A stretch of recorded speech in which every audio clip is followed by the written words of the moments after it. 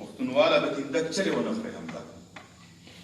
په پښتونواله به تیندک چرې ونه خورې همدا په پټو سترګو کې تېرېږه د کاله لارې دي. زه د خپل پښتونخوا یو ځوان ساینسدان ته دا وخت دعوت ورکوم. دا ډېره ناشنا خبره ده، خو لکه خلک وایي چې ساینسدان دی، د امریکې نه ماته خلک وایي چې دلته یو ساینسدان هم دی ستاسو پښتون. نو ملګری الماس خان ته خواست کوم تشریف راوړي، تاسو له څو خبرې شریک کړي.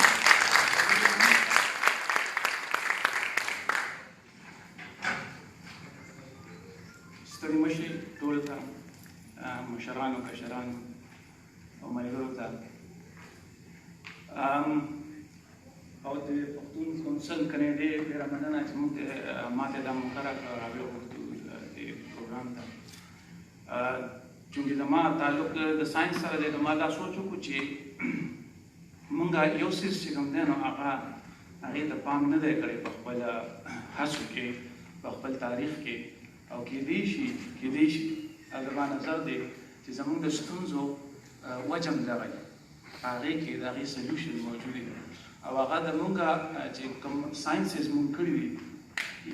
یا دا پوښتنه کول چې آیا موږ په تاریخ کې داسې دور شته چې هغې کې موږ ساینسز کړي یا موږ چې کوم دی نالج پروډیوس کړي یا دنیا ته نالج ایکسپورټ کړي یا سم ډسکور کړي. موږ خو 50,000 کلن تاریخ یادو، نو دا 50,000 کلن تاریخ موږ بیا لګو د خوشحال خان نه راواخلې تر احمد خان بابا پورې خو زموږ سره ډېر کم وخت جوړېږي که نه، نو بعد باقي دا 50,000 کلن تاریخ موږ په څه ډکوو. دا ډېرې ژورې پوښتنې، دا وړې پوښتنې نه دي، ځکه چې که دغه دور خالي د څېړنو نه یا د ډسکوریز نه یا د نالج پروډکشن نه خالي، نو بیا موږ سره هېڅ یو ذریعه نشته چې موږ خپله پښتونولي ایکسپلین کړی شو. د پښتونولۍ ایلیمنټس چې کوم دي، کوم چې موږ ننګ، غیرت، سیالي، میلمستیا او دود دستور دی، د دې جرړې کوم ځای کې دي؟ دا به موږ چېرته پیدا کوو؟ دا او خلک کوشش کوي چې زموږ دغه تاریخ خړ پړ کړي. څوک وایي چې دا چې کوم دی نو د جورجیا نه راغلي دي او په ځایي خلکو باندې قبضه کړې ده، څوک وایي دا چې کوم دی نو د رشیا نه راغلي دي. دا ټول خلک چې کوم دي دا بیروني خلک دي، کوم چې زموږ په باره کې دا خبرې کوي او دا قسمه څېړنې کوي چې موږ د خپلې خاورې نه بې ځایه کړي. زموږ چې کوم هیریټیج دی، کوم وراثت دی، هغه زموږ د لاسو نه وژغوري. نو ما دا سوچ وکړو چې تاسو سره یو څو داسې څېړنې شریکې کړم چې د هغې په ماډرن دور کې هم ریلیونس دی، د هغې په ماډرن دور کې هم د هغې ضرورت دی او د هغې انفلوئنس دی په ماډرن فلاسفرز باندې، په ماډرن ساینټسټ باندې، په ماډرن لینګویسټ باندې. او په هغې کې یو میتھمیټکس دی چې په پښتونخوا په دې ځمکه باندې شوی دی 2,500 کاله پخوا، او د هغې چې کوم ډاکومنټ دی هغه په آکسفورډ یونیورسټۍ کې پروت دی، هغې ته بخشالي مینوسکرپټ وایي، ځکه چې د بخشالي په کلي کې دا راوتي وو، هلته چې کوم دی نو ډسکور شوی دی. او دې کې الجبره شوې ده، کومه الجبره چې بیا باقي خلکو 1000 کاله مخکې کړې وه، هغه موږ 2,500 کاله مخکې کړې ده.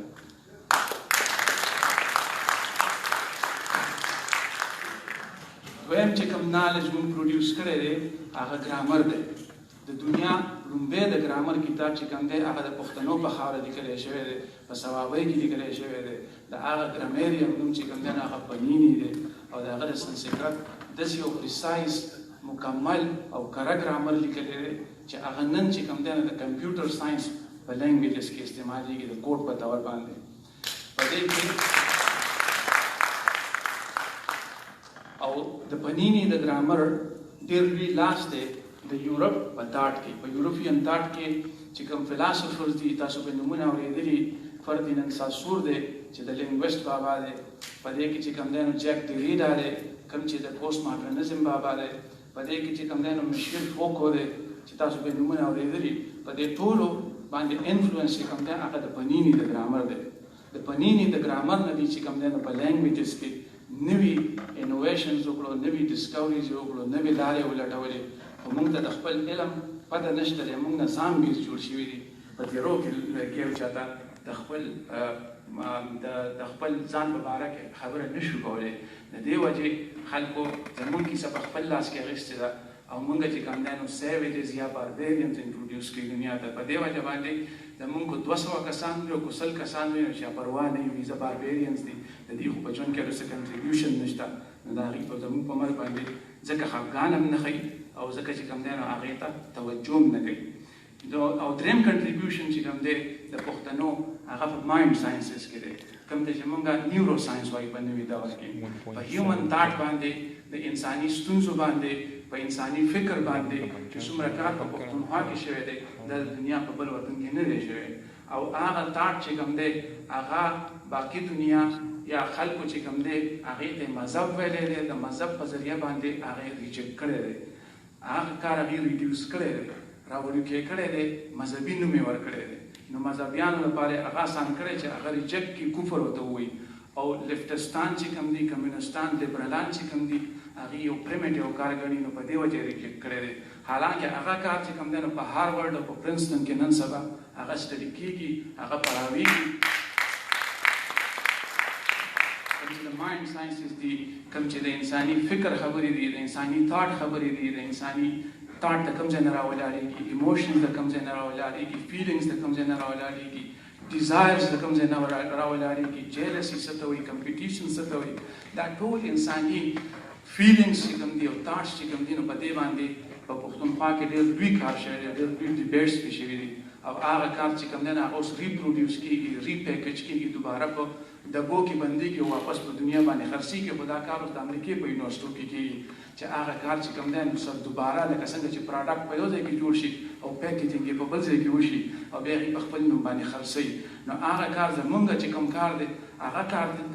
د امریکې او د یورپ په یونیورسټو کې دوباره په ډبو کې بندېږي صرف نوم پې چې کوم دی نو میډ ان یو اس اے لیکلی کېږي خو کار زمونږ دی د لرغوني پښتونخوا کار دی نو پکار دی چې موږ په خپلو خبرو کې په خپلو څېړنو کې په خپلو ژبو کې دې خبرې ته پام وکړو او دا خبره چې کوم دی دا ډیبیټ شروع کړو کم از کم د دې خبرې څېړنه شروع کړو بحث پې شروع کړو مجلسونه پې شروع کړو کم از کم کوېسچن شروع کړو ضروري نه چې تاسو ته پته چې په لرغوني پښتونخوا کې څه شوي دي خو کوېسچنز به کولی شئ چې څه شوي دي چا نه تپوس کولی شئ په دې باندې جرګې کولی شئ بحثونه پې کولی شئ او دا ډېر لوی نالج دی ډېر لوی نالج دی چې زموږ نه چې کوم دی نو ورک دی موږ ته څوک خبره نه کوي او زما په خیال چې کوم یونیفاینګ فیکټر دی په پښتنو کې که د درد او که د بر دی هغه به د دغه نالج نه راځي ځکه چې دغلته زموږ د پښتونولۍ د پښتونوالي جرړې دي او کله چې موږ خپل جرړ ته ورسو بیا د بولان نه تر چتراله پورې او د کندهار نه تر اټکه پورې یا یو قام هم د دنیا یو پښتون هم نشي پیدا کولی چې هغه دې ته وهڅوي چې خپل ملک وران کړي یا خپل وطن وران کړي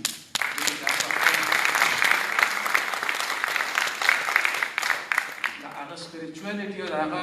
تقدس چې کوم دی نو هغه موږ خپله خاوره پورې وتړو د ساینس په ذریعه د میتھمیټکس په ذریعه د لینګویسټکس په ذریعه دلته د خپلې خاورې د اهمیت په ډول کې چې په دې غرونو کې په دې کندو کې په دې دیوالونو کې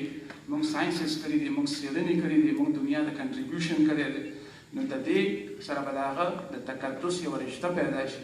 نو د دې لپاره به بیا موږ ته دا ضرورت نه وي چې موږ چې کوم دی نو دا سوچ وکړو چې د خپل وطن به څنګه ژغورو هر یو پښتون به دا په هر وخت په هر ځای کې د ستونزو نه ژغوري څوک به چې کوم دی نو چې ډېر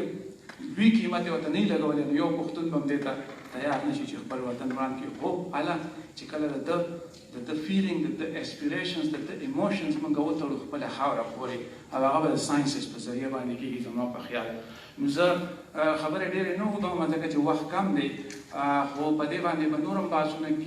پکار دي چې وشي او زه هم غواړم چې په دې باندې نور څیزونه ولیکم او تاسو سره شریک کړم یا د یوټیوب ویډیو یا لیکچرز جوړ کړم چې تاسو سره شریک کړم نو دا به ډېرې ښې خبرې چې مونږ په مخ پوځو زه چې دا یو ایلیمنټ دی دا خامخا مونږ شامل کړو دا زما ریکویسټ دی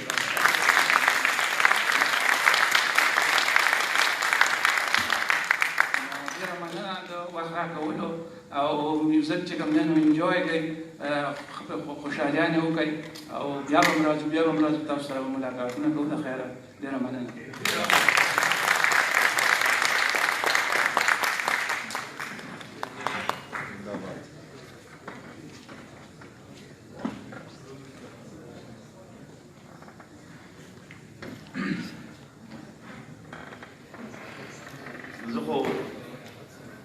پخوا نه ډېر جذباتي یم او زه دا خپل کمې ګڼم دا زه خپل ډیمیرټس ګڼم د دې ډاکټر صاحب په خبرو زما سترګو کې اوښکې راغلي چې علم څه دی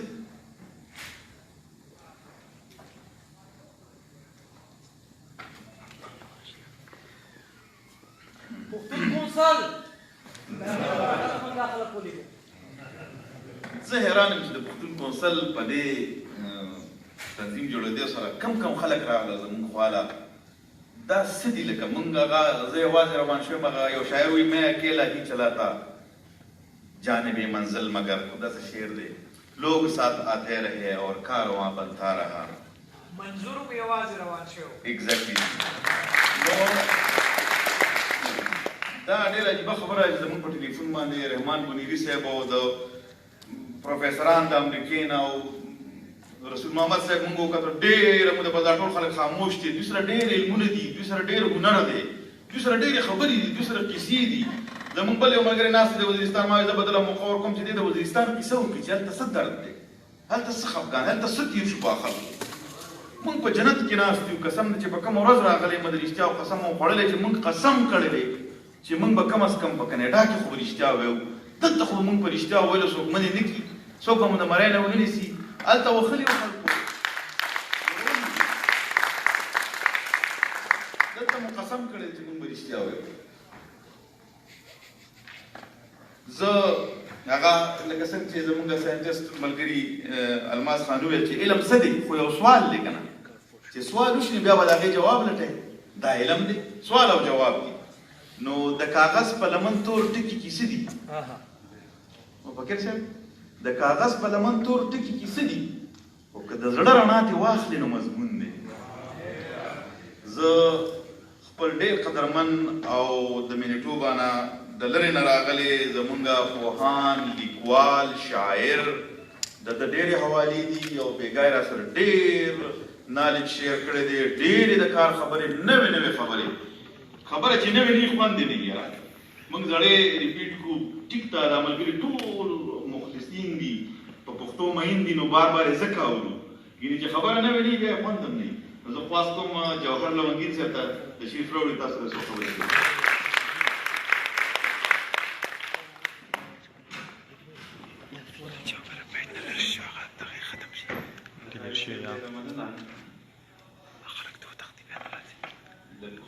خلط النوتيفيكيشن دي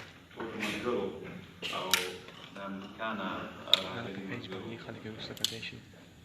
قام قلم خاوندانو د پښتو ژبې او تهذیب امانتګرو تاسو ټولو ته ستړي مشي او هرکلی وایم پوهان ډېر ناست دي دلته او زه په دې هکله ځان بختور ګڼم چې د هغوی په منځ کې نن یم هغوی به اورو زه به درته هم په موضوع باندې خبرې وکړم چې پښتانه په 21مه پېړۍ کې او په د بهر میشتو پښتنو مسؤلیت دا موضوع داسې ده چې د دې وسط ډېر زیات دی دا په لږو وخت کې د دې باندې خبرې کول ممکن نه دي خو د یوې خبرې ته به زه تاسو د ملګرو پام راګرځوم د موضوع په حواله او هغه دا دی چې د نن وجود چې کوم دی دا په اصلي کې د پرون نه پیدا کېږي نو ځکه 21مه پېړۍ راغلې خو د دې نه مخکې هم پېړۍ شته او بیا پښتانه چې په پیړو آباد دي نو زه غواړم چې لږ د 21مې پېړۍ نه مخکې په 20مه پېړۍ کې څه کله چې پیرنګي د هند په لور زموږ خاوره قبضه کولو له راغی نو هغه په هغه وخت کې طاقتور هم و هوښیار او چالاکه هم و نو هغه په دې پوه و چې راوله چې په دې خاوره کوم قام آباد دی د ده په نفسیاتو ځان پوهېږي د ده چې کله جغرافیایي موقعیت ته یې وکاته او د ده جنګي جذبې او د هغې د توان جال یې واخیستو نو هغه په دې خبره ورسېدو چې په دې قام دا قام غلام ساتل او د دوی په سټونو د غلامۍ جیغ ایښودل دا آسان کار نه دی خو که داسې وشي چې دا په بېلابېلو برخو کې ویشېږي شي تقسیم کړي شي نو د هغې سره به یو دا وشي چې د دوی به د ټولنیزو مفادو سره سره سیاسي مرکز یو پاتې نه شي او د شریک قامي پاڅون یا مزاحمت امکان به یې ختم شي هغه هم هغسې وکړل پیرنګي او پښتون قام یې په درې څلورو بېلابېلو انتظامي برخو کې ویشو خو په هغه وخت کې هم په بېلابېلو وختونو کې پښتنو مزاحمت کړی دی او تاریخ پاڼې د هغې ګواه دي د تېرې پېړۍ د شلمې پېړۍ انسان ډېر پرمختګ کړی و او چې کله د یویشتمې پېړۍ په درشل ولاړو او د نړۍ نور قامونه د یو روښانه او جدید دور ته داخلېدل نو د بده مرغه پښتون قام د تېرې پېړۍ د دوو لسیزو راسي د دوو ډیکېډ راسي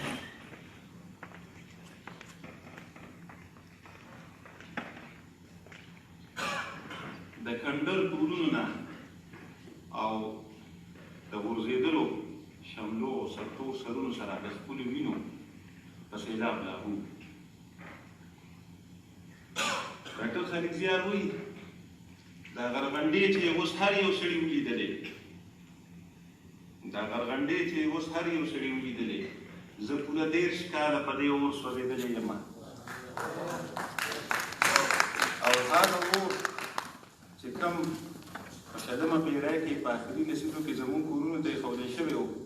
نن د دنیا د نړۍ ګوټ ګوټ ته رسېدلی دی موږ پرون وجلي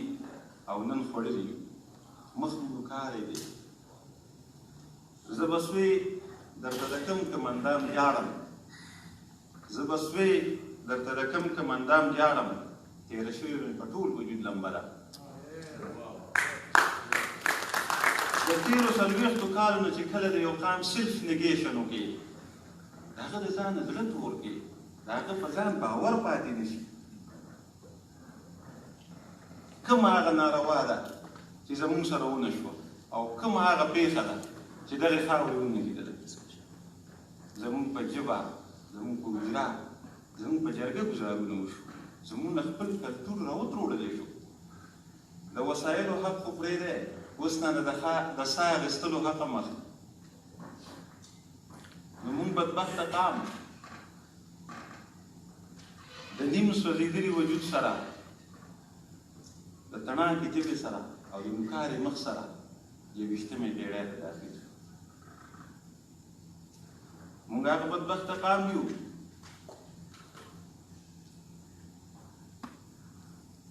چې په داسې یو ریاست کې ژوند کوو چې هغه د محکومو قومونو لپاره قصابخانه ده پښتانه پکې هره ورځ حلالي او د سیاسي ادارو ولې جلادان نو زه دا خبره دلته ضروري ګڼم چې موږ په دې خبره وکړو چې که پښتانه نن د نړۍ نه وروستو دي او د دوی مخ نوکاره شوی دی نو د دې شاته څه شته موږ ځان ولې د دې ذمهوار داسې ګڼو ټول عمر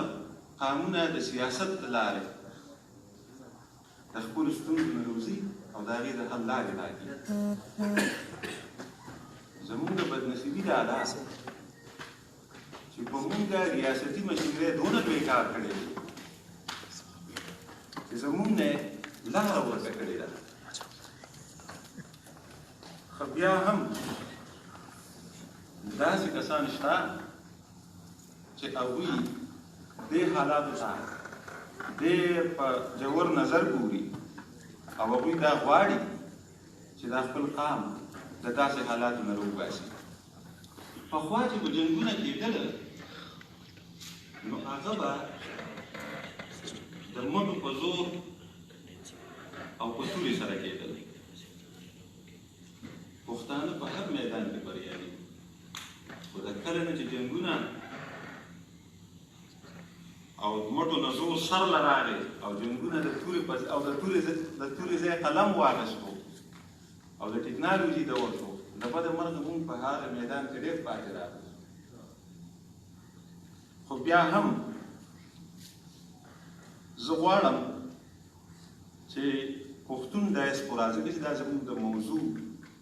برخه ده چې دوی څه رول لوبولی شي په دې کې، دوی څه کردار لوبولی شي په دې کې. نو ځکه دا ډېره ضروري خبره ده لکه څنګه چې په پښتونخوا کې منظور پښتین را روان شو د وزیرستان، نو اوس دا یوازې دا خبره د وزیر مسعودو نه ده، د داوړو نه ده، د یوسفزو اچکزو منځوخېلو خټکو نه ده پاتې، دا د ټول پښتون قام خبره ده، ځکه دې ته په قامي کچ کې بسته دی. نو دغسې زه وایم چې که مونږ پښتون ډایسپورا راولګو او څنګه منظور پښتین اوس داسې یو داسې تیږه کېښوده د پښتون تحریک چې د وزیرستان اواز نن د سوات دی او د سوات هغه نن د ژوب دی او د ژوب هغه د کوټې دی او د کوټې هغه د قندهار دی او قندهار هغه د کابل دی او پېښور دی. مونږ دا هم کولی شو چې د پښتون کونسل نه دا وکړو چې د کاناډا اواز دی، د امریکا او د امریکا هغه دی، د لندن او د لندن هغه دی، د جرمني او دا دی ټول د اروپایي. نو د دې سره به زمونږ د اواز په یو منظمي ډېر زیاته او مونږ به ډېره څه لاسته راوړنې وکړي شو. د دغه قام کوم چې هلته کې په اور کې ولاړ دی هغوی دې مونږ راایستلي شو، ځکه چې د دې ځای زمونږ د یو کس اواز چې دی دا هلته د زرو برابر دی. او ما ته کله کله دا یوه خبره یا دا یو شعر د ډاکټر خالد زیار صاحب چې زه وایم، نو حقیقت کې زه وایم چې یاره مونږ هلته په هغوی د سر په بازۍ لګیا دي دا مبارزه کوي او مونږ ډېر لرې یو. نو پکار چې باید بیا خو د هغوی سره مونږ اوږه په اوږه د دې ځای نه ودرېږو که نو دا یو شعر دلته فټ کېږي د دې دپاره. زه اکثر زما خولې له دا راشي چې ما له پېغور د بېننګۍ راکوي، ما له پېغور د بېننګۍ راکوي، دا ستا شلېدلې ګرېوان کله کله. نو ځکه زه غواړم چې مونږ پښتون ډایسپورا اکه په کاناډا کې په اروپا کې دا څومره هم دا مونږ منظم کړو او د پښتون قام او د دغې خاورې د چټکې ودې لپاره په کار راولو. خپلې خبرې د ډاکټر خالد زیار صاحب په دې شعر ختموم چې ژوند هغه دی چې د قام دپاره تېر شي، ژوند هغه دی چې د قام دپاره تېر شي، نور خو هسې بس حساب د ورځو شپو دی او د چا زور تر مې سر چرې نه ټیټېږي، د چا زور تر مې سر چرې نه ټیټېږي، دغه خوی مې پخواني دی د پیړو دی. ستا ته ټولو دی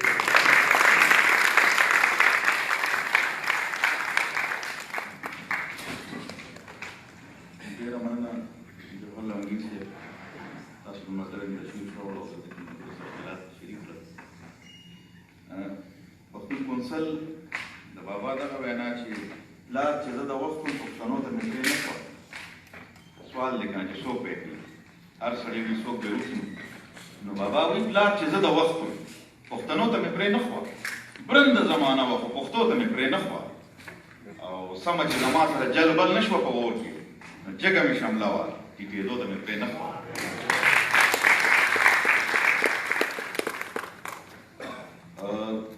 زمونږ د دې سیمینار اخري ویان د هغه نه پس به بیا د منظور پښتون صاحب یو پیغام هم او بیا به زمونږ مشر پروفیسر سراج اخري اعلامیه تاسو ته اوري. خو زه د امریکا نه راغلی زما استاد چې په پاکستان کې هم پېښور پوهنتون کې زما د کنسټیټیوشنل لا ټیچر پاتې شوی دی او ملګری مې هم دی او هلته هم یو حق پرستو د بشري حقوقو دپاره یې کار کو او چې په کومه خبره به ودرېدو لکه د غربه ولاړو نو دغه د وزیرستان د غرونو نه راغلی په امریکا کې دیره د پی ایچ ډي او ډاکټریټ نه پس زمونږ په دعوت راغلی ملګری زبیر محسود صاحب تپاس کوم چې سټیج ته راشي او ملګرو سره خپلې خبرې شریک کړي، بیا چې تاسو کوم سوال کوئ یا سوال جواب کېږي، کوم چې علم دی هغه سوال جواب دی، نو هغې نه پس په سوال جواب ته فارم وبشي.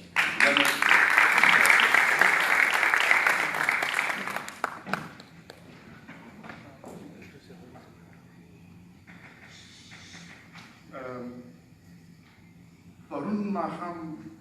مونږ څو ملګري یو 20-30 کسان ناست وو، نو په دې منځ کې باچاجي مو راسره ناست وو، په منځ کې ټلیفون راغلو چې باچاجي ټلیفون هغه باچا صاحب هغه ټلیفون اټینډ کړو، نو چا ورته وویل چې استاد شاوري صاحب هم سبا راځي د ستا زموږ پروګرام ته، نو ده چې کوم د رنګ وویل ورته وویل چې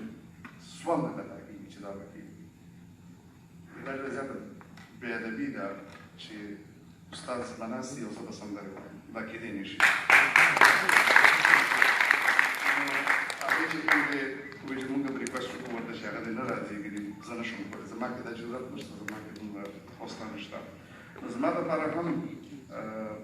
لکه دا ډېره ګرانه شي چې ستاسو په رنګ مشرانو خبرې وکړي او خاص کر تاسو به چې کومې خبرې وکړي هغې نه پس به زه څه ووایم، او زه ستاسو د حاجاجي په منځ کې مطلب لکه ډېر وخت هم نه اخلم، خو صرف د نومه وایم چې یو خو زه په دې باندې ډېر زیات شکرګزاره یم چې زما ته په ژوند کې خدای دوه داسې شاګردان راکړي دي چې هغه مې استادان شول او لیډران مې شول. یو پکې بخاري دی چې زه سره ورسره لیدل لکه څه یې فورس کړم چې دلته راشه، نو دا د استاد لپاره یو ډېره غټه مطلب لکه یو د عزت مقام دی چې د ستا سټوډنټ د ستا لیډر شي، لکه زه لیډر منم اوس لکه دا د لیډرشپ دی،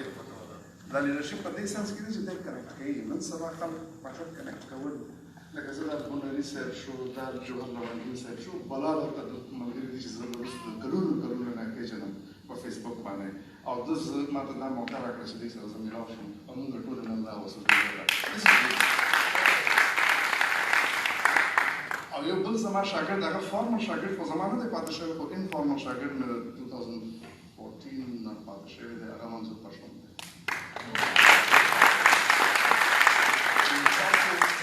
هغه مطلب لکه زما اوس لیډر دی، لکه زه لیډر منم. په یو ټایم کې ما سره مشوره کوله او ساجي استاد به راته ویل مشوره چې دا وکړو څنګه وکړو. نو هغه ځان له سټوریانو دي که تاسو پکې انټرسټډ یې، نو زه دلته تاسو ټایم نه اخلم په دې سټوریانو باندې د منظور پښتون چې څه سټوري ده، څنګه راغلی دی، دا څوک هلک و، زه ډېر زیات جوک باندې خبر یم. ما سره اوس هم په مسنجر کې د 2015 نه میسیجز دي چې څنګه مطلب د یو سفر څنګه شوی دی. او خبره مې په دې پورې کوله چې زما دا دوه سټوډنټان داسې دي چې دا زما لیډران شوي دي، زه په دې ډېر زیات خوشحاله یم. نو زه به مونږ پرون ډېر زیات ډسکشن په دې باندې کړی دی په دې څیزونو باندې، زه ستاسو ډېر زیات ټایم نه اخلم، هر څه خبرې شوي دي، خو نن چې کومه اعلامیه هم مطلب جوړه شوې ده هغه به پرزیدنټ صاحب به تاسو سره شیر کړي. په هغې حوالې سره زه نه خبرې شوې وې چې ما ویل چې ستاسو هغه کسان چې کوم نه وو پرون زموږ سره د هغې نه مطلب خبر شوي. یو خو دا خبره شوې وه چې مونږ منظور پښتون ته پښتون کاناډا کاونسل چې کوم دی هغه به فل هغې ته سپورټ ورکوي پي ټي ایم ته. د هغې چې کوم مینډیټ دی یو خو دا دی چې مطلب لکه نیټورکینګ ډېر زیات ضروري دی. نیټورکینګ په دې لکه خبرې نن هم شولې په دې لحاظ سره چې بلا خلک دي، بلا انسټیټیوشنز دي، ارګنایزیشنز دي، انډیویجوالز دي، ګروپ اف انډیویجوالز دي چې هغوی مطلب په دنیا کې مختلف ځایونو کې موږ وکتل، په میلبورن کې، په بلجیم کې، په سویډن کې، په یو کې، په دنیا په هر ګوټ کې مطلب پی ټي ایم په حق کې احتجاجونه وشو. نو هغه خلک چې کوم دي د هغې نیټورکینګ ډېر زیات ضروري دی.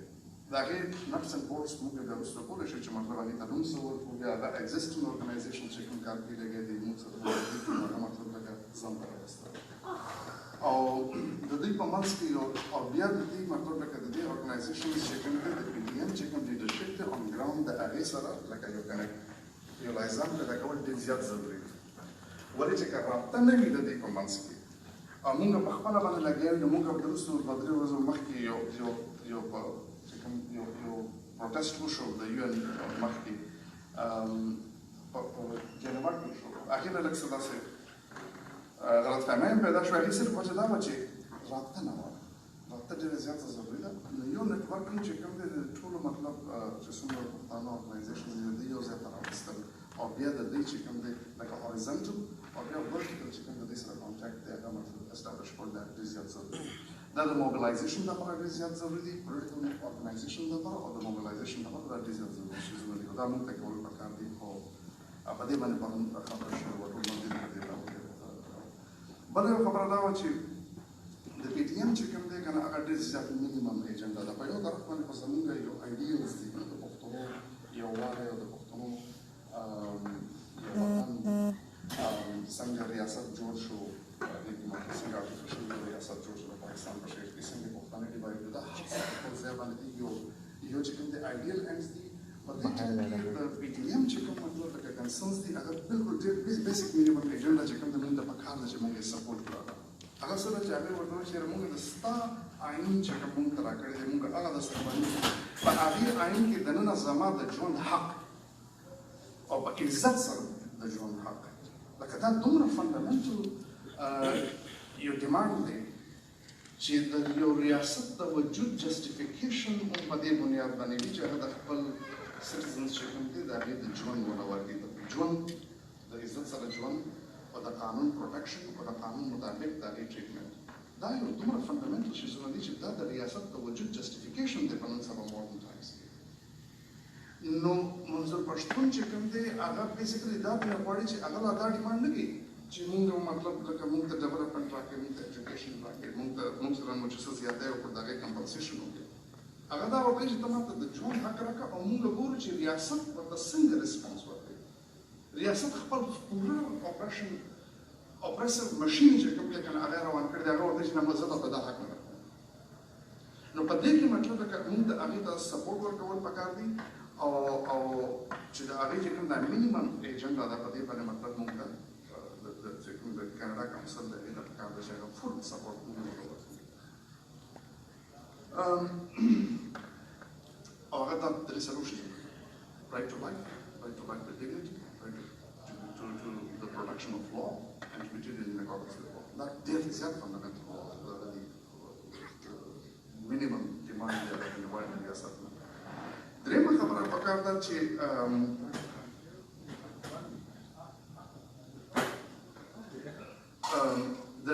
په دې ټایم کې مطلب د هغې سره چې کوم تکلیف دی ورته هغه دا دی چې د ریاست د طرف نه چې کوم اپریشن دی د هغې خلاف د هغې لیډرشپ چې دوی څنګه اریسټ کوي په هغې باندې څنګه دوی د امن کمیټۍ په نوم باندې امن کمیټۍ هم که څوک انټرسټ لري تاسو د سوال جواب کولی شو موږ په دې باندې امن کمیټۍ چې کوم دی موږ د وزیرستان خلک ډېر پرې خبره دي. امن کمیټۍ څه ته وایي زموږ امن کمیټۍ مطلب د وخت په سر نه مطلب په ساوث کې نورث وزیرستان کې دا چې کوم دی هغې ته چې ګوډ طالبان وایي نو دا هغه د امن کمیټۍ نوم دوی ورکوي. دا دوی چې کوم دی د ریاست چې کوم دی اجرتي قاتلان دي بیسیکلي. نن سبا یې مطلب خوشي کړي دي په هغه باندې په دې پی ټي ایم په دې ینګسټرز باندې هغې هلکانو باندې چې هغه صرف د ژوند حق نه غواړي او دوی ورباندې طالبان ورخوشي کړل. لکه دا چې کوم اپریشن روان دی د ریاست دوی چې څنګه اریسټ کوي لګیا دي دا څیزونه چې کوم دی چک پوسټونه نن خبره وشوه په سوات کې دا په وزیرستان کې هم دي. په یو ټایم کې د پی ټي ایم د پریشر لاندې دوی پوسټونه کم کړل، چپس ولا پیکټ یې ورته شروع کړې، شربتونه یې ورته شروع کړل چې په دې باندې پوه شو چې دې نه کېږي نو بیا واپس هغه د اپریشن موډ ته لاړه او اوس چې کوم دی ولا ډبل یې کړل. د منظور پښتون په کلي باندې هم مطلب چارچاپېره مطلب پوسټونه یې ورته جوړ کړل او بیا هماغه زړه خبره راغله هغه بې عزتي په چک پوسټونو باندې. او نو دا څیزونه چې کوم دي په دې کې مطلب لکه دوی ته سپورټ پکار دی او د بهر نه چې مطلب لکه د بهر چې کوم ډیمانسټریشنز دي هغه لږ سیسټمیټیک انداز کې په داسې انداز کې موږ کوو چې کوم د دوی ضرورت دی اون د ګراوند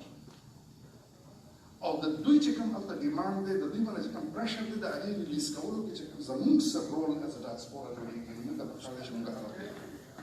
او په هغې کې موږ او په هغې کې زموږ خواهش به ډېر څه وي موږ به مطلب زموږ ایجنډا به ډېره ښه کوي موږ به ډېر څه کول غواړو خو پکار دا دی چې موږ د خپل خواهشو مطابق یو ګامونه پورته کولو بجای چې موږ لږ دوی ته وګورو چې د دوی په ګراوند باندې څه ضرورت دی هغې مطابق موږ داسې نه چې زموږ د ښه نیت نه یو کړی یو ګام چې کوم دی هغې ته په ګراوند باندې تکلیف جوړ د هغې یې مطلب چې کوم یو اپریسیو ریاست دی هغې ته نور جواز ورکړي چې هغه ورباندې مزید پرشر زیات او بل چې کوم دی دا روانور نیول او دا شیزونه چې کوم دي او د پښتنو نن مطلب چا خبره کوله چې د پښتنو په وطن کې لکه اسوان کې اوس دوی د پاکستان کوچ په مطلب دی د پر مشهور دي چې خپل عوام چې کوم دي بار بار فتح کوي بهر موږ ته پاتې شته چې مطلب څنګه تکړه دي نو اوس مطلب دوی دا کې لګي چې په سواد کې دوی مطلب کې ډېرې واچولې د سواد کې مطلب ځمکه د خلکو کمه ده او فوټونو په حساب سره راکېږي او هلته دوی مطلب لکه اوس لکه دا یو ډیمانډ پکار دی چې زموږ له طرف نه لاړ شي چې تاسو مطلب لکه خپل کار وکړو تاسو په خپله وایئ چې موږ دهشتګردان ختم کړو نو اوس پکار دی چې تاسو خپل بورې پرې وتړئ او تاسو د سیول اډمنسټریشن ته ورکې راشئ قبضه به موږ باندې مه کوئ زموږ ځایونه موږ ونیسئ دا د وزیرستان په سوات په ټوله زموږ د پښتنو چې کوم وطن دی په هغې کې دوی چې کوم قبضه ګروپ اوس راغلی دی نو دا پکار دی چې مطلب موږ دا سټاپ کړو د دې یو ډیمانډ د زموږ د طرف نه راشي بل تاسو به یو شی اورېدلي د ټروت اینډ ریکنسیلیشن کمیشن یو ډیمانډ چې کوم دی هغه را روان دی دا په دې سلسله کې زما د منظور پښتون سره په یو ټایم کې ډېره خبره شوې وه بلکې ما دا خبره ورته پلان کړې وه په مایند کې چې یاره ټروت اینډ ریکنسیلیشن په دې باندې ضرورت دی چې د پښتنو او د ریاست په منځ کې بااعتمادي دومره حد پورې تللې ده چې هغه ختمولو لپاره او د هغې په منځ کې د ټرسټ او کانفیډنس مطلب رسټور کولو لپاره دا ضروري ده چې ریاست خپل زیاتې ومني ټروت اینډ ریکنسیلیشن چې کوم په دنیا کې په هر ځای کې شوي دي یو مطلب د افریقي ونه ډېر مشهور دی خو په نور دنیا کې هم په ساوت امریکا کې بلا ځایونو کې شوي دي خاص کر په ډساپیرنسز چې په کوم ځای کې نو هغې کې مطلب لکه دا وي چې کله ریاست مطلب د پولیټیکل پروسس دې سټیج ته ورسېږي چې ریاست دا ومني چې یس ما زیاتې کړی دی ظالم چې کوم دی هغه خپل ظلم ومني او په دې نیت سره ومني چې یاره زه به دا ظلم بیا نه کوم او مظلوم چې کوم دی هغه یې معاف کړي او په دې نیت سره چې یاره او په دې وعدې سره چې ریسپروکل وعده چې یاره تاسو به موږ سره دا ظلم بیا نه کوئ په دې بنیاد باندې چې کوم د ټروت اینډ ریکنسیلیشن کمیشن جوړېږي په هغې کې مطلب لکه ظالم چې کوم دی هغه خپل ظلم چې مني ریاست اپریسر سټیټ چې کله خپل اپریشن مني نو د هغې وجه دا وي چې هغه دا ورسره هغې ته دا اشورنس ورکړی شوي چې موږ به تاسو معاف کړو پښتنو باندې دومره ظلم شوی دی که نه چې پښتانه بیا خپل خیر دی د خپل پوره هر څه چې ورسره شوي دا به ظلم معاف کړي خو که ریاست ورته پرمختګ چې کوم دی هغه د پرامن طریقې سره چې مطلب تاسو په فیوچر کې موږ سره دا شی نه کوئ نو ریکنسیلیشن کمیشن ډېر زیات ضرورت دی ریکنسیلیشن ډیمانډ ډېر زیات ضرورت دی په منځ کې دا جرګې مرګې خبرې راځي جرګې د پاکستان د ریاست د طرف نه چې کله جرګه کله هم شوې ده موږ سره پټ موږ په هسټرۍ کې به نه ځو خو موږ خبر یو چې بلوچیانو سره دوی په قرآن باندې مطلب راکوز کړي د قرآن قسم یې ولا ورکړی چې تاسو سره موږ خبره کوو او د غرونو نه راکوز کړه او بیا هغې نه پسې نوروز خان د خپلو اوبو بچو سره مطلب پانسي کړل نو موږ همیشه دا خبره کوو چې یاره تاسو د جرګې په ځای تاسو مطلب د ټروت اینډ ریکنسیلیشن کمیشن ولې د هغې وروسته چې کومه فلسفه ده هغه ډېره زیاته ضروري ده د ریاست دا خبره منل چې موږ به مطلب بیا دا کار تاسو سره نه کوو موږ سره چې څه مو کړي دي زیاتی مو کړی دی په هغې کې وکټمز چې کوم راشي هغه د ظالم په مخ کې هغه ټول اسټورۍ خپلې بیانوي چې موږ سره څه شوي اوس ورځ کې یو ویډیو تاسو به کتلي بالا مطلب ماس ګریمز دي د ماس ګریمز دي په یو ځای باندې مطلب دوی ښخ کړي دي یوه ویډیو راغلی ده چې په هغې کې هغه یو هلک چې کوم بچ شوی دی تاسو مړي پکې ښکاري چې فوجیان مړي کړي دي هغه پکې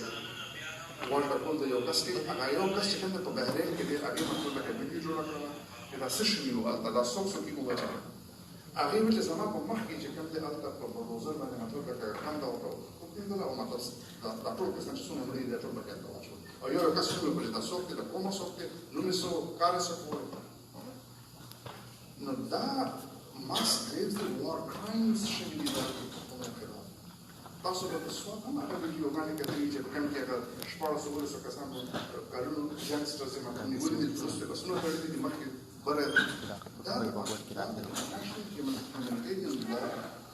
international law that these are war crimes. The other side چې د چا مخ سترګې ته تړلي لاسونه تړلي هغه په mass لکه د هغې execution on the spot کوي او بیا د هغې dead bodies مطلب لکه ټینګ او داسې these are war crimes. دا په international criminal tribunals چې کوم دي په دې کې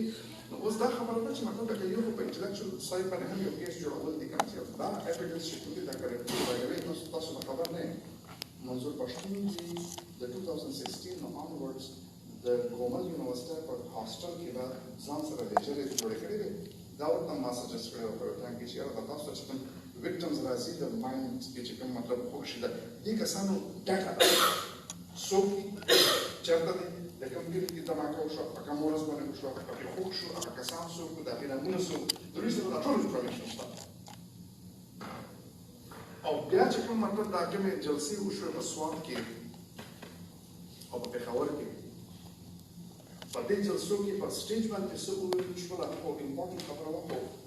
off the stage چې کوم څه راوړل that was the most important thing که تاسو هغه ویډیوګانې کتلې چې کوم جلسې شروع کېدل نو مخکې مطلب عام خلکو مطلب وکړي چې کوم راغلي د missing persons on the stage دومره امپورټنټ خبره نه شوه چې off the stage شوه هغه کانه هغه ستوریا روان دي هغه مطلب هغه د ډاکومنټري لګېدل نو دا evidence چې کوم دی د دې په بنیاد باندې as a pressure tactics چې وایي که تاسو مطلب لکه موږ سره کېنه د ریاست اول کار دا دی چې تاسو مطلب لکه خپل تاسو ظلم بند کړئ دوم کار دا دی چې تاسو موږ سره کېنه موږ سره نیګوشیټ کړئ ټروت اینډ ریکنسیلیشن کمیشن جوړ کړئ خپل ګلټ ومنئ موږ به مو معاف کړو او تاسو مطلب په فیوچر کې د داسې نه کولو موږ ته مطلب یو موږ سره پرومس وکړئ موږ به تاسو ته معافي درکړو او زموږ چې کوم وکټمز دي هغې به کمپنسیشن تاسو کوئ کمپنسیشن زموږ د پیسو په شکل کې کمپنسیشن په دې شکل کې هم مطلب شوي دي د هسټري کې چې کوم تاسو وګورئ د ټروت اینډ ریکنسیلیشن چې هغه کس دا وایي چې ماته پیسې نه دي پکار چې زما کوم کس مړ شوی دی خو ماته دا ضرور پکار ده چې مطلب تاسو دا ومنئ چې او دا غلطي تاسو کړې ده دا ظلم تاسو کړی دی زما د اوس سردار جمال الدین چې کله دا په 17 اکتوبر 2009 کې چې کله دا اپریشن دوی شروع کړ په وزیرستان کې او په 2000 یو کال نه پس دوی اعلان وکړ چې موږ د هر څه صفا کړو نو سردار امان الدین چې کوم دی زما د پلار د ده زوی زموږ چې کوم د شمالخیل مطلب د تماشا کوم هغې ته وویل چې هغه مطلب لکه د خلکو په ارګنایز کول چې د ټانک یخن کې د خلکو سره هلته چې کوم ټریټمنټ و هغه ټیک نه و د آی ډي پیس چې کوم مطلب خراب دا چې ژوند هم ډېر سخت و ګرمي ډېره زیاته وه نو هغه دا شی شروع کړو چې یاره ټرایبل ایریاز د لیګل ایجنټ سره او د فورس پیاده و چې یاره تاسو په خپله وایئ چې د علاقې مونږ صفات کړي نو مونږ پرېږدئ چې مونږ لاړ شو خپل علاقو ته واپس ده ته وویل چې بس ټیک شو ده چې کله دا موبلایزیشن وکړو هغه ډېر زیات کرزماټیک لیډر و نو هغه د خپل قوم چې راغونډ کړو په شمالخیل په مسؤلو کې دننه په شمالخیل نو دوی مطلب راوغوښتو نو یو میجر چې کوم دی هغه د واڼه چاڼۍ ته راوغوښتو او بیا چې لاړو هلته دننه هغې نه به سړی ورک شو او د یو میاشت نه پس موږ د تلیفون وشو چې تاسو راشئ موږ خیال دا دی چې د امان الدین مطلب ډېر باډي پرته ده او موږ چې کوم دی کله ورغلو هغه چې کوم دی په واڼه مطلب د رستم بازار سره مطلب په یو غوړ کې پرته وه او والی چکولی و د ده د باډي یو داسې ځای هم نه و چې کوم بشر سر یې مرکټ کړی و ګوتې مرکټ کړی وې موږ صرف په غاښونو باندې وپېژندو چې دا ماته سردار امان لکه د هغه جرم څو هم په دې مجرتي قاتلونو چې کوم څوک امن ګڼاټی وایي فوجي چاڼۍ ته لاړو فوجي سره ملاوېږي هغې ورته راوړي چې ته راشه چې موږ د پښتنو د ریپیټریشن دا خبره وکړو چې څنګه به موږ دوی بهر ولېږو او هلته مطلب ونیو او طالبانو ته ور خلاص کړو طالبان دا چل وکړو دا سټوري چې کومه ده په وزیرستان کې په ناو په پساو په نورو ټرایبل ایریاز کې دا خبره ده پرون موږ خبره کوله چې زموږ په دې پښتنو کې څه کامن دي ټیک شوه زموږ کلچر لینګویج هسټوریکل بیکګراوند ethnic background هر څه به یې ځان لري خو په دې ټایم کې what has brought us together is primarily هغه تکلیف هغه درد چې کوم دی د اپریسیو ریاست د لاسه موږ ته راوشوی دی چې کله دا منظور پښتون دی د اسلام آباد برلت لپاره د پېښور نه د ډي خان نه روان شو په هغې ټایم کې دا محسود تحفظ مومنټ و محسود زمونږ چې کوم ټرایب دی د ساوث وزیرستان دی نو چې ډېر روان شو د روانو په لاره باندې نو ده د په کوهاټ کې په قرهتنخیل کې په د اورکزۍ ایجنسۍ او د باجوړ ایجنسۍ او د دې ډیفرنټ ایجنسیو خلک چې ورسره راتلل ورته د خپل سټوریانې ورته شیر کولې نو هغوی چې واه دا خو د هر چا دا پرابلم دا خو د هر ایجنسۍ کې مطلب د هر ایجنسۍ د هر فیملي نه کس مطلب اوچت کړی شوی دا خو مطلب د چیک پوسټ پرابلم خو د هر چا دی دا زمونږ مطلب د بېعزتۍ چې کومې کېږي د پښتنو د پنجابي مطلب د پولیس د فوجیانو د لاسه دا خو د هر یو سړي پرابلم دی نو ما پرون خبره کوله چې موږ به د پنجاب د اپریسیو ریاست په دې باندې ضرور شکر ګزار وو چې موږ ته یو کامن درد یې راکړو تکلیف یې راکړو چې موږ یې یوځای کړو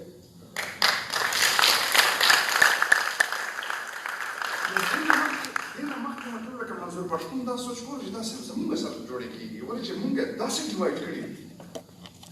داسې زبردست مطلب یو دوی ښه ساتلی یو اپریسیو مشین او داسې یو زبردست سنسرشپ روان و چې یو پښتون د یو ټرایبل ایریا د بل نه نه خبر چې څه ورسره کېږي مسعود د وزیر نه نه خبر وزیر د اورکزۍ نه نه خبر وزیر د اورکزۍ د باجوړوان نه نه خبر چې څه کېږي د ټولو سره یو ریاست یو قسم ټریټمنټ کولو په دوی په منځ کې دومره ډیویژن یې ساتلي وو او دومره زبردست مطلب یو سنسرشپ یې لګولو چې خلک خبر نه وو د یو بل او چې کله یو هلک راپاڅېدو زه ډېرې خبرې نه کوم بس یو اخري خبره کوم زما د منظور پښتون سره په دې باندې برابر ډسکشن شوي درد د ټولو مطلب یو ټیک شو عام خلک په دې خبرو باندې په زمونږ پولیټیکل لیډرشپ کې خبرو هم زمونږ چې کوم مطلب ټریډیشنل پولیټیکل لیډرشپ دی د پښتنو هغه په دې هر څه باندې خبرو او دوی چې کوم دی هغه خبره نه کوله لکه تاسو وګورئ چې په کوم ځای کې منظور پښتون راپاڅېد نو په هغې ټایم کې زمونږ د پښتنو د لیډرشپ چې کوم دی د پاکستان د ریاست کې د آئین د بالادستۍ خبره کوله او د آئین د بالادستۍ خبره په دې حوالې سره کوله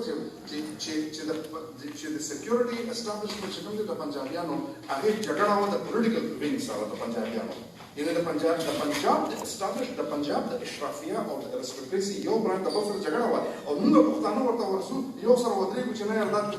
د قانون حکمراني ده په بل طرف باندې مطلب موږ ګورو چې زموږ نور پښتانه چې کوم لیډرشپ دی هغې ټول ابسیشن په دې باندې وو چې یاره پي ټي آی څه کړي دي په دې وروستو 500 کالو کې دا د دوی مطلب لکه محور د هر څه او دا د دوی ډسکور پولیټیکل او په بل طرف باندې یو هلک دی چې د 500 کسانو سره څوک ورسره ودرېدو هم نه دا هم یو بیا ځان ته ډېره ښکلې سټوري ده څوک ورسره ودرېدو هم نه په یوازې ځان لګیا او هغه خبره کوله چې کوم د پښتنو ریل مسله وه نو ځکه ورسره شو که نه لکه دا پولیټیکل پارټیانې غلې وې دې هلک هغه خبره وکړه او چې کله خبره وکړه راووتو نو ټول ورپسې شو ولې ورپسې شو دا ټول خلک تاسو په دې سوچ کړی ولې چې هغه خبره داسې کوله چې هغه د ټولو درد او زمونږ پولیټیکل لیډرشپ ولې غلی و هغه پریشر باندې کېدی شي پولیټیکل پریشر کېدی شي هغه کوآپریشن هم کېدی شي چې ریاست سره کوآپټ کړي مطلب دې چې کوم د ټکنیکل لیډرشپ دی د هغې چې کوم کار کوي ځان سره کوآپټ کړي پیسو په شکل کې عهدې په شکل کې طاقت په شکل کې یا تش مطلب د بدماشۍ په وجه باندې یا د دې کمبینیشن په وجوهات چې سم وجوهات وي د هغې وجوهات په نتیجه کې لکه زمونږ پښتنو لیډرشپ ورباندې غلی و دا یو هلک راپاڅېدو ټول ورپسې شو ما په یو ټایم کې خپل پی ایچ ډي او تیسس کې یو چپټر و په هغې کې ما دا لیکلي وو چې یاره دوی وایي چې یاره په پاکستان کې د پښتنو په تاریخ باندې چې کوم سکالر لیکار شوی دی هغې کې تقریبا ټول سکالر په دې خبره باندې په یو خبره متفق دی هغه که کیترین هیډیني ده که انګریزه که هغه مطلب پښتون دی د عادل خان برانګ د یو بلکې وروسته هغه وفات شو که هغه مطلب نور پنجابیان دي څومره هم چې سکالرز دي په یوه خبره باندې متفق دي چې په پښتنو کې دا د فریډم سپارک ځکه نشته پولیټیکل چې د دوی لیډرشپ چې کوم دی همیشه د اپریسیو ریاست چې کوم مطلب پنجابي اسټابلیشمنټ دی هغې ځان ته کړی دی یا د دهشت په وجه باندې یا مطلب او اکثر د کوآپټیشن په وجه باندې چې هغې ته وایي چې موږ سره مطلب ایز ا سیکنډ فیډلر به تاسو اوسئ تاسو سره مطلب موږ د اختیار درکړو د لږ باور درکړو نو تاسو زغلی شئ نو هغوی چې کوم دي مسلسل ورباندې کوي زما دا دلیل و چې نه د دې دلیل کې چې کوم مخفي او شی دی هغه دا دی چې د پښتنو چې کوم هغه egalitarian culture دی دا د هغې نیګیشن دی ولې د دې مطلب چې تاسو وایئ چې پښتانه چې کوم دی هغه ګډې کوڅې دي چې بس لیډر یې په چا باندې خرڅ کړي نو مطلب هغې ورپسې نو د دې assumption ته زه تیار نه یم ولې دا مطلب بالکل هغه د دې cultural fundamentals چې کوم دي د هغې خلاف شوی خو ما د خپل پروفیسر ویل چې نه نوره ته به ما ته ایویډنس راکړې ته به صرف کلیم نه کوې scholarly ګډ ته صرف کلیم نه کوې چې دا ټیک خبره هغه وایي چې ته ما ته کلیم ته ما ته ایویډنس راکړه او ایویډنس ما سره څو ایویډنس دا چې د نواز شریف لپاره زموږ د پښتنو لیډرشپ چې کوم دی هغه د آئین حکمراني خبره ټوله خو د پښتنو چې کوم مطلب قتل عام روانو په هغې کې هغه هلک ورته وصیت وایي چې ما ته ژوند راکړه هغه د ژوند خبره نه کوي پاکستان में جمهوریت نو خبره دا ده چې کله مطلب د پی ډي ایم لپاره چې ما هغه چېک کړی ټایم کې ویسلو ته بیا چې کله د منظور پښتون چې کومه دا خبره راغله نو زه ډېر زیات وکړم ما ته ایویډنس تاسو this is the evidence نو دا خبره ټیک ده چې څوک دا وایي چې پښتانه چې کوم دي دا څومره سکولرز چې څومره کار کړی دا ټول مطلب په دې یو پیس اف ایویډنس باندې مطلب د دې نیګیشن دی چې یاره د پښتانه چې کوم دا ګډې پیسې دي چې د دې لیډرشپ د دوی کې چې چا سره ملو شي نو دوی په هغې باندې خرڅ کړي ما ته چې نو دا کاونټر لیډرشپ دی دا ینګسټرز چې کوم دي دا کاونټر لیډرشپ دی چې کوم ټریډیشنل لیډرشپ یا الیټس چې کوم دي چیلنج کړي چې نه که تاسو مطلب زموږ په رایټس باندې کمپرومایز کوئ د یو اپریسیو ریاست سره ملاویږئ نو بیا مطلب موږ به په خپله راپاسو موږ به تاسو چیلنج کړو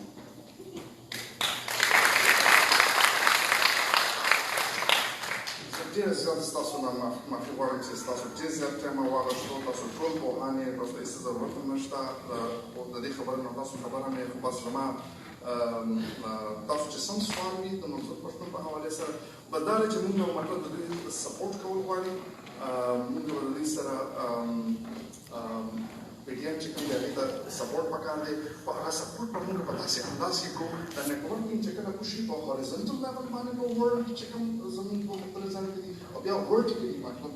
د پی ډي ایم د لیډرشپ سره چې زموږ میلاو وي نو د دې کوارډینیشن په نتیجه کې به موږ مطلب پروټیسټ په داسې انداز کې کوو موږ ګامونه په داسې انداز کې اخلو چې هغې ته چې هغې پرې مضبوطېږي هلته په ګراونډ باندې هغې پرې مطلب کمزوري کېږي نه ستاسو ډېره ډېره مننه ډاکټر صاحب یو سیکنډ یو پوښتنه نیمه لرو خیر دی زما نوم چې داود جان دی پاکستان کې خیبر نیوز کې چې کار کوم دلته یو لوکل ټي وي سره مونږ د ډے ون نه د پی ټي ایم چې څومره سټرګل دی نو زما ملګرو هغه که رحمان بونیری دی او با بخاري دی که هغه دلته موږ سره پروفیسر صاحب دی احمد شاته ناست دی سراج صاحب مونږ هغې سره په هغه پوینټ باندې لګیو د میډیا په هر فورم باندې مونږ دا خبره کوو چې د هغې دا ډیمانډز دي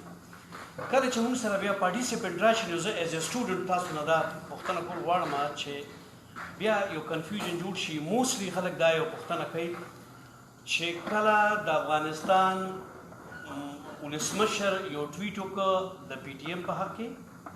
او بیا موسټلی هغه زموږ افغاني وروڼه هغې چې په اروپا کې یا په کینیډا کې یا په امریکا کې کله دی د پی ټي ایم سره په سالیډریټي کې روزي او ورته هغې احتجاج کوي نو دی برینګ دیئر اون فلیګ فرام افغانستان او په هغې کې داسې سلوګن وي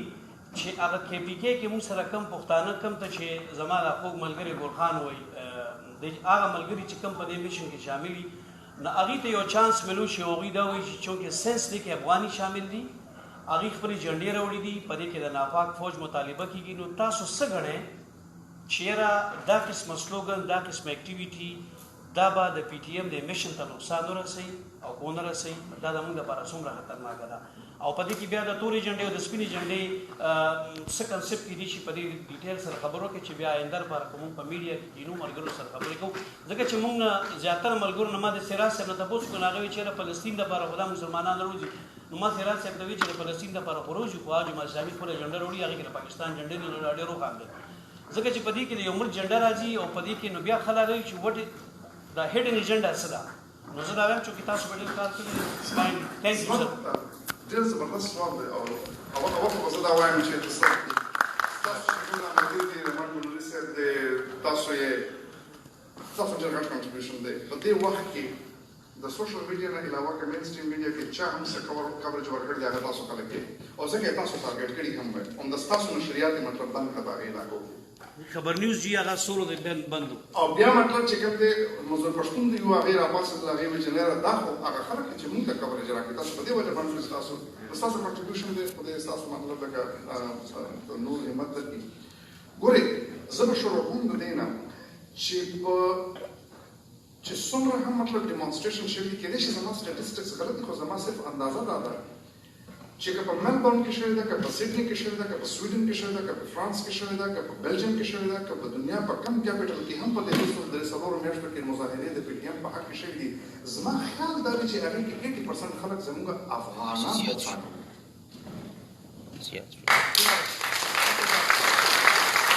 او د هغې افغان پښتون چې کوم دی زم افغان یم هر یو مونږ په ټول پښتانه افغانان یو نو د افغان کنسرن چې کوم دی هغه مطلب یو لیجیټیمیټ کنسرن دی هغه مونږ زه په افغان پښتون باندې زما زړه خوږېږي نو د هغه زما باندې زړه خوږېږي مونږ یو وجود یو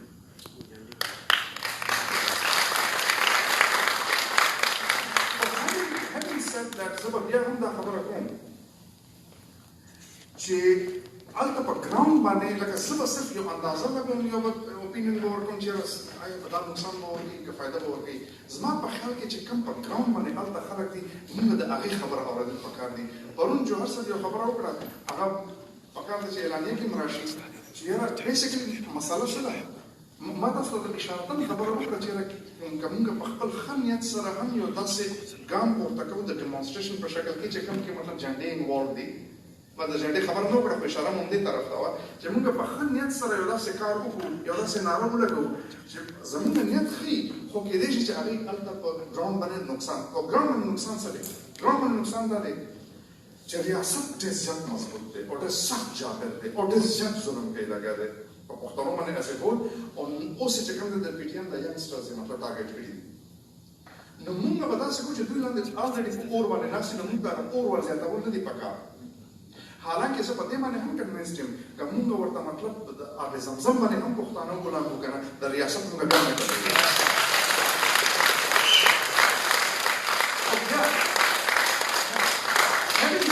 زه به دا وایم چې یاره موږ ته داسې کار نه دی کول پکار په ښه نیت سره هم چې کوم هلته زموږ چې کوم په ګراوند باندې کوم خلک دي هغې ته نقصان دې رسېږي هغې دپاره همدغه د رابطې خبره ده چې رابطه دي که نه بیا مطلب موږ ورته